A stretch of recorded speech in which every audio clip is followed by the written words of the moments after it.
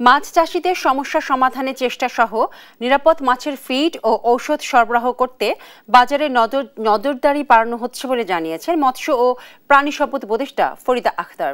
শনিবার দুপুরে রাজশাহী বিশ্ববিদ্যালয়ের কাজী নজরুল ইসলাম মিলনায়তনে international fisheries summit and export প্রধান অতিথির বক্তব্যে তিনি একথা বলেন।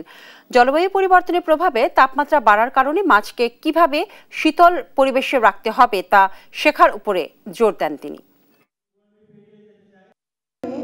কোনো অবস্থাতে ফিড নিরাপদ নয় এমন ফিড আমরা চাই না যে বাজারে আসুন। এমন ফিড যারা উৎপাদন করেন তাদেরকে অবশ্যই সতর্ক হতে হবে এবং এখানে নজরদারিও বাড়াতে হবে।